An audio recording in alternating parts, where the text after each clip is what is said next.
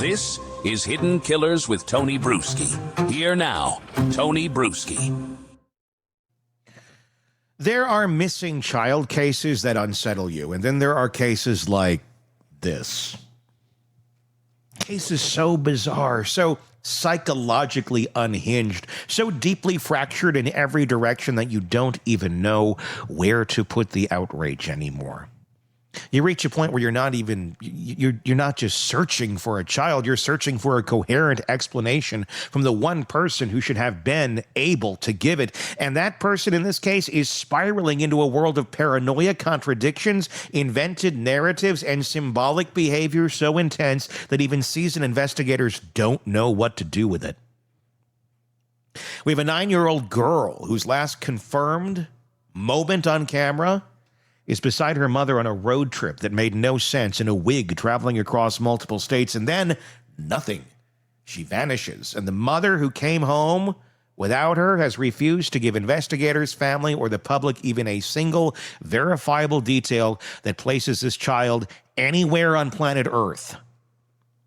But the part that still leaves everyone slack-jawed is not the timeline, not the travel history, not the plate swap. The real shock comes from listening to Tyler Brewer, the only person Ashlee Buzzard let into the inner chamber of whatever psychological storm she was living in. Describe what she told him, what she showed him, what she did, and how she behaved in the days after her daughter disappeared. And the story he tells is so alarming, so chaotic, and so mentally unsound that you sit there wondering how a system built to protect children can look at this and say, we don't have enough to act. We don't have enough to act. Let's start with the zoo, because nobody forgets the zoo. According to Tyler, this entire nightmare narrative begins with Ashlee looking him dead in the eye and explaining that she handed her daughter over to a couple she met at a zoo. Think about that. A couple she cannot identify, not by name, not by phone number, not by address, city, state, landmark, tattoo, hairstyle, nothing. Just a vague description that they had a daughter Melodee's age and that somehow made them qualified to take in her child for a month or two. That's the moment the floor beneath you cracks, because even if she were lying, even if she were making up the story right there on the spot, which she may be, the internal logic of it is so broken that you know you're looking at a mind that is barely holding itself together. She tells Tyler that the couple kept changing drop-off locations, like you do. Utah, Nebraska, maybe another state, because they were paranoid about being followed. She gives him a tale of endless location changes, panic-driven phone calls, shifting plans, and secretive strangers who might as well be characters from an imaginary novel she's improvising in real time. And then, within the same conversation, when Tyler mentions Utah, the very location she'd just identified, she snaps and says, "How do you know I left her in Utah?" Allegedly. The same Utah she just volunteered becomes a forbidden piece of information. You hear that, and you don't think liar, you think fractured. You think cognitive breakdown. You think someone who can no longer separate the threads of her own story.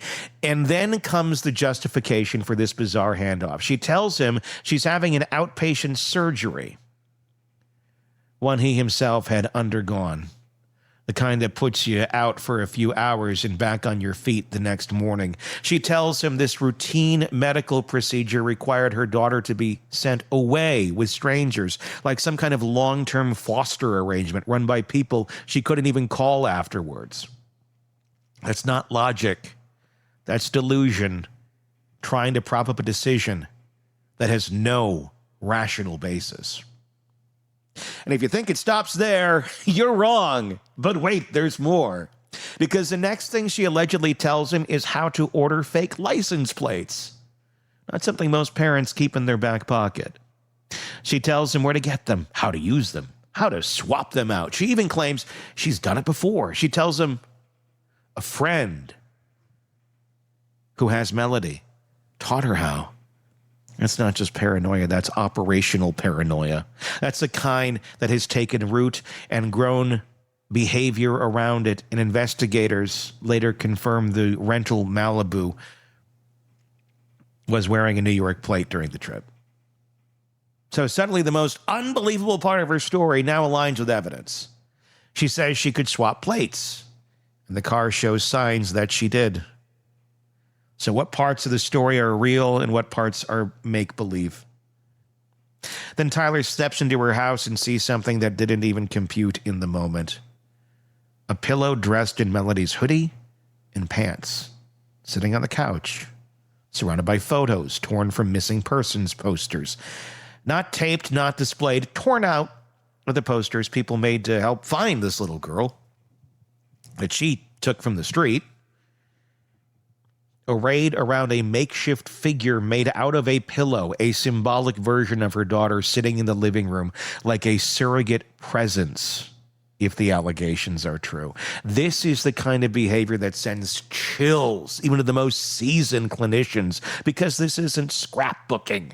This isn't a cute tribute. This is grief symbolism, ritualistic, dissociative, a parent constructing a physical representation of a missing child who is no longer present. You don't do that if you think your child is with trusted caretakers. You do that when you're psychologically distancing yourself from an absence you cannot reconcile. And while Tyler is processing this, she allegedly begins accusing him of things that make no sense.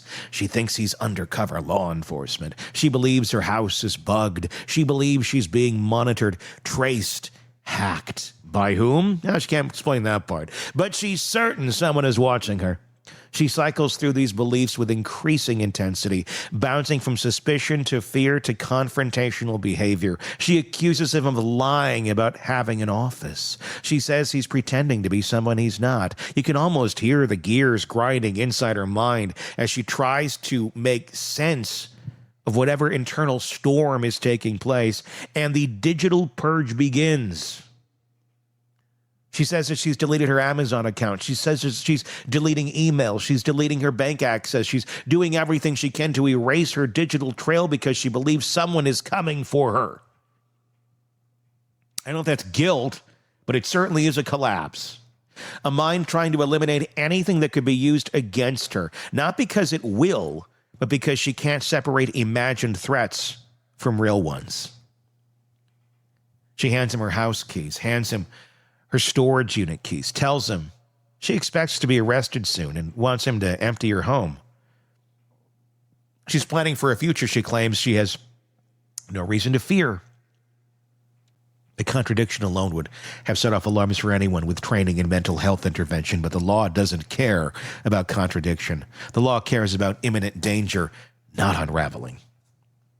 Then comes the most damning line of all. Tyler says that when she was compared to Casey Anthony, a woman associated with one of the most notorious child fatality cases in American history, Ashlee doesn't break down. She didn't deny it. She didn't recoil in horror. She joked, "At least I'm not out partying," allegedly.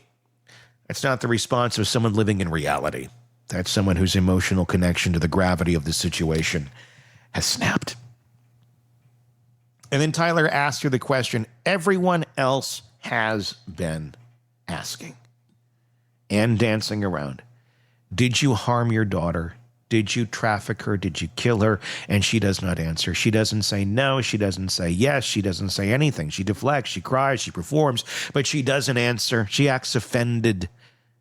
And silence in a moment like that is louder than any confession. Then the situation escalates. The box cutter, the locked door, the repeated calm requests to leave, the tension, the fear, the sense of unpredictability in the room. He says she blocked his exit, locked multiple locks, held an open blade, and even after the judge dismissed the charge, even after the recording played, what Tyler describes inside that house is not something investigators can ignore, but the judge did ignore it or minimize it or didn't see the context of a woman in a full-blown mental breakdown. When that charge vanished, the ankle monitor came off and something shifted. She started packing fast, big boxes, appliances, household goods, all while refusing to tell anyone where her child is. Tyler says she told him the boxes contained Melodee's belongings, clothes she outgrew, except they were the size of clothing Melodee would wear right now. She packed those too. And more boxes came. She cleared space. She moved like someone who was trying to get out before something caught up with her. And the brutal truth is this. Everything Tyler witnessed, everything he describes, is a portrait of a mother undergoing psychological collapse right in front of him. Paranoia, delusion, contradiction, symbolic rituals, fear-based planning, disorganized thinking, emotional volatility, narrative fragmentation, a complete inability to track reality. And through all of this, the system, the law, the protective infrastructure for vulnerable children cannot touch her, because none of this, not a single one of these deeply disturbing behaviors meets the legal definition of imminent danger. The threat may have already happened. The harm may have already occurred. The child may already be gone. And because of that, the threshold for intervention is paradoxically harder, not easier to reach. This is what makes the Melodee Buzzard case so horrifying. Not just the disappearance itself, but the realization that we are watching a disaster unfold in slow motion while the one person who knows the truth drifts further and further away from reality. We're watching a child vanish into the cracks of a system that only moves after tragedy is undeniable. A system that will wait for evidence while a shrine sits on a couch in a quiet California home. And if you want to know what it looks like when a child is lost, not to a stranger, not to a predator, but to the collapse of a parent's mind, you listen to every word Tyler Brewer said. And you understand that this case isn't just about where Melodee went. It's about what happens when a parent's psychological breakdown becomes the gravity well that pulls a child out of the world, when no system capable of reaching in is there to pull her back. Your thoughts in the comments section on YouTube. Where is Melodee? Is she alive? Is she dead? Did Ashlee accidentally traffic her daughter? Because there's so many elements to her story that are factually lining up. The license plate, the trip itself. So who's to say that this couple that she met, if she met them, if they're real, saw the collapse mentally of this woman and saw an opportunity to get their hands on a child and they took it? And if there are fleeting moments of reality for Ashlee Buzzard, and she's hitting those, and she's realizing in sparse moments of clarity what the hell she did, it's not crazy to think that she's going to revert back into crazy land to avoid those sort of feelings of accountability for what may have taken place. Pure conjecture.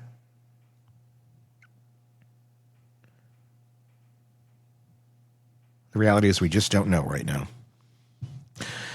Your thoughts in the comments section on YouTube. Looking forward to hearing them. Please press subscribe wherever you're listening or watching this so you don't miss any of our coverage on this and the many cases we got for you right here. Until next time, I'm Tony Brueski. We'll talk again. Want more on this case and others? Then press subscribe now and don't miss a moment of true crime coverage from Tony Brueski and the Hidden Killers podcast.